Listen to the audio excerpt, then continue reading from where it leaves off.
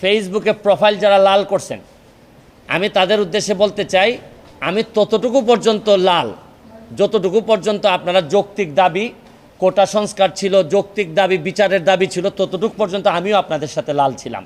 কিন্তু যখন আপনারা আমার নেত্রী জননেত্রী শেখ হাসিনার পদত্যাগ দাবি করতেছেন এবং ধ্বংসলীলায় মেতে উঠেছেন, তখন আমি যেমন আপনাদের যেমন আমার নেত্রীর বিরোধিতা করার অধিকার আছে, আমারও আমার নেত্রীর পক্ষে দাঁড়ানোর অধিকার আছে। আমি এই সস্তা জনপ্রিয়তার জন্য এখানে ভাইরাল হইতে আসি নাই। আমি জানি যে এখন দেখা যাচ্ছে যে এমন একটা অবস্থা যে আপনি ফেসবুকটা এমন, যেমন ধরেন আমার মাননীয় প্রধানমন্ত্রী বলতেন যে আমি ফেসবুক এমপি। আমি যদি ফেসবুক এমপি হিসাবে চিন্তা করতাম, তাহলে ফেসবুকে তো এখন পুরাটাই দখল করে রাখছে হচ্ছে গিয়ে এই জামাতের লোকজন সবচেয়ে বেশি দখল করে আছে। তা আমি এখন সরকারের বিরুদ্ধে একটা কথা বললে আমার তো বলার ক্ষমতা আছে, আমি তো স্বতন্ত্র এমপি, আমি যা ইচ্ছা সরকারের বিরুদ্ধে বলতে পারবো। তা আমি তো একেবারে এখন তো আমি মানবতাবাদী, শুধু মানবতাবাদী না, দেখতেন